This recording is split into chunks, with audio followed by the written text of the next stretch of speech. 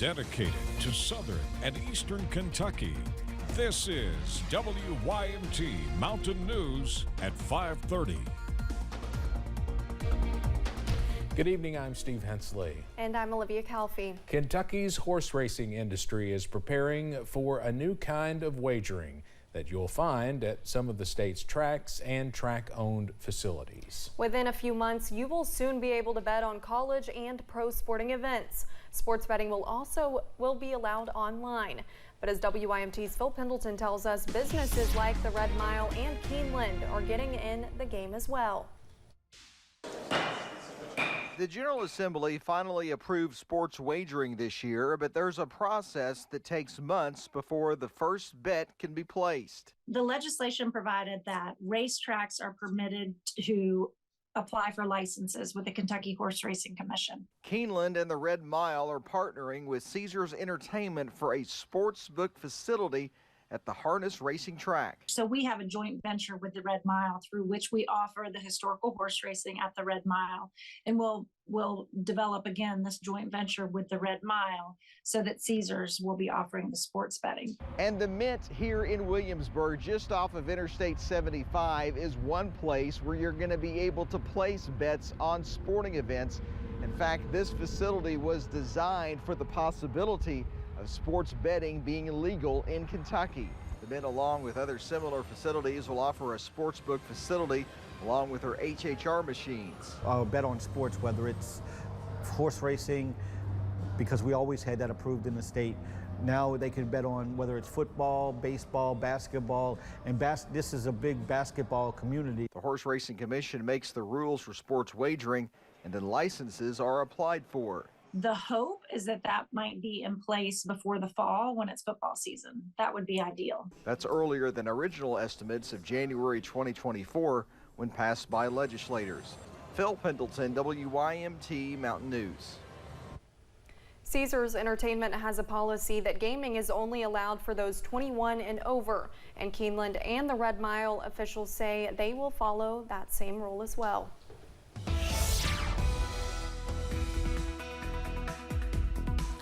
Well, we talked about the splash and dash out there this afternoon. That's what many of us are dealing with as we head through the rest of this Thursday. Here's the view outside from Buffalo Mountain in Perry County. You can kind of see a couple of those showers billowing in the distance. Still 77. Haven't seen the rain there yet. And we look at First Alert Pinpoint Doppler, and yeah, we've got a couple of showers out there working through portions of Pike County as you head from Pikeville over toward Raccoon, up towards portions of Martin County as well. And north of Prestonsburg, a heavy shower. A couple more into portions of Leslie County, and as we head further north, some going up in the western parts of Breathitt County as well, and over towards Girdler, Barberville, and down towards Siler and parts of Knox and Whitley counties at this hour. Your forecast first this evening, that's your best shot at some scattered showers and thunderstorms will be through the evening hours. Once we set the sun and drop those temperatures out of the 70s, we'll calm those storms down. But we're not finished with the chance. Those details are coming up in a few minutes. Steve? All right, Evan, thank you. A manhunt is underway in Louisville for an escaped inmate. Louisville police say 31-year-old Norman Wolf jumped out of the window of a jail transportation vehicle. A witness saw a person in an orange jumpsuit hanging out of an SUV window.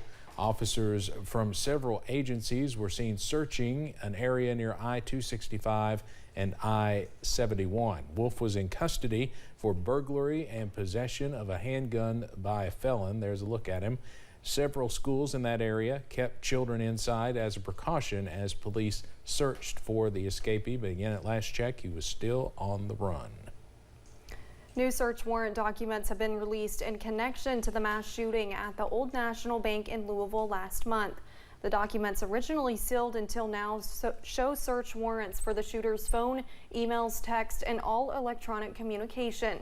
A detective believes Connor Sturgeon had spoken about his deteriorating mental health. The documents say he had tried to end his life around the same time the year before. His mental state is something the documents say he talked about with his girlfriend as well. The paperwork does not say he mentioned his specific plans to her. The warrants also talk about his manifesto, but that has not been publicly released. Former Minneapolis police officer Derek Chauvin is petitioning the Minnesota Supreme Court to review his 2021 conviction in the 2020 murder of George Floyd. Floyd died after being held down by Chauvin, who used his knee to restrain Floyd. The Wednesday filing comes a month after the Minnesota Court of Appeals upheld Chauvin's second-degree murder conviction. His attorneys cite many of the same reasons as in their previous filings to the appeals court. Among other things, they argue the district court deprived Chauvin of his right to a fair trial when it denied his request for a change of venue.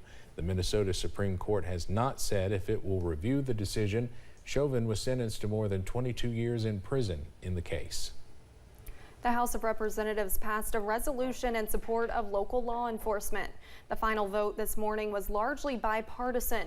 The resolution was first introduced in January and was meant to serve as a message of broad support for all levels of law enforcement.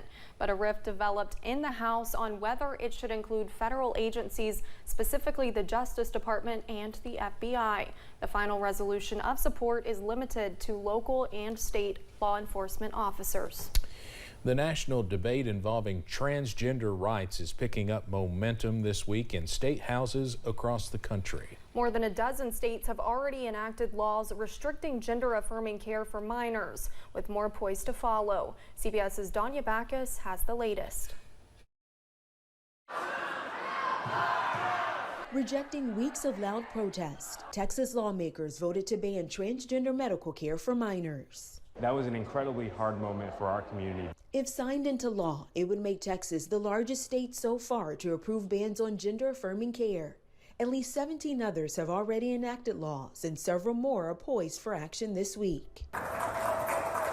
In Florida, Republican Governor Ron DeSantis signed a bill on Wednesday banning hormone treatments and surgery for transgender people under 18. This will permanently outlaw the mutilation of minors. It will outlaw the surgical procedures and experimental puberty blockers for minors. In April, Montana passed its bill in the glare of the national spotlight after a transgender lawmaker was barred from the floor of the state's House of Representatives after insisting Republicans would have blood on their hands. I was speaking to the real consequences of the votes that we as legislators take in this body. Some of the bluer states are working to protect the LGBTQ community. Michigan has a new law against discrimination, and Democrats there are pushing for a ban on conversion therapy, which aims to reorient a person's sexuality. Another battle in the culture wars that continue to sweep the nation. Danya Backus, CBS News, Los Angeles. The Texas House also voted to restrict transgender athletes from competing in college sports based on gender identity. Japan will deploy up to 24,000 police officers at the G7 meeting in Hiroshima to provide security. That number includes 21,000 police officers dispatched from outside the city. Japanese media says this is the largest security presence at a summit since 2000. The annual meeting of leaders of the G7 countries begins tomorrow and will last for 3 days. Many leaders, including President Biden, are expected to arrive in Hiroshima sometime today amid the heightened security. President Biden is taking on the growing problem of homelessness in America. The Biden administration has announced a new program accelerating local efforts in 6 of the nation's largest cities. Those cities are Chicago, Dallas, Los Angeles, Phoenix, and Seattle. The U.S. Interagency Council on Homelessness and its 19 federal member agencies will partner with governments in those cities as well as the state of California. Together, they will fast-track efforts to house local homeless people. The initiative is called All Inside. The larger goal is to reduce homelessness by 25% by 2025. The National Transportation Safety Board says 10,000 bridges across the nation need to be inspected for a potential safety hazard. During the investigation into a 2022 bridge collapse in Pittsburgh, inspectors found corrosion in some places that was so severe it caused holes in the bridge's legs. The NTSB says the uncoated weathering steel had not been properly maintained. The board is urging the Federal Highway Administration to work with departments of transportation across the United States to inspect the 10,000 bridges made with that material. Abortion access across the country is shrinking amid new bans advancing through various state houses this week. Votes in North and South Carolina this week now leave only one southern state without restrictive abortion legislation in motion, and another state could soon follow suit. CNN's Laura Aguirre brings us the latest. South Carolina's abortion ban is one step closer to becoming law. Lawmakers advanced a House bill late Wednesday that restricts most abortions after 6 weeks. While heavily backed by Republicans, not every GOP member is in favor.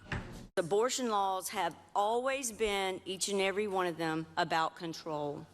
It's always about control. Senator Sandy Senn says she and a bipartisan group of female lawmakers, calling themselves sister senators, will be ready to fight when that House bill comes back to their chamber. All of the 5 women will be fighting against this bill.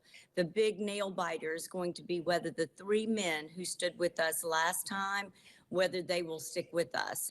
In North Carolina, the governor speaking out after state Republicans overrode his veto on their 12-week ban Tuesday. People are angry.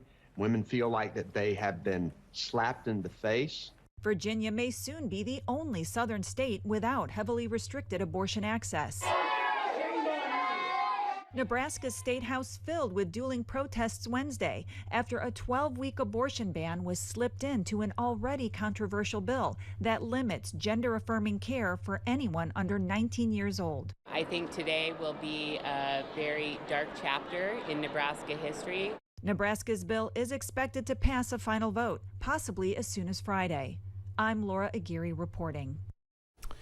In Montana, the governor signed a 15-week abortion ban into law Tuesday. Planned Parenthood there filed an immediate legal motion to prevent its enforcement.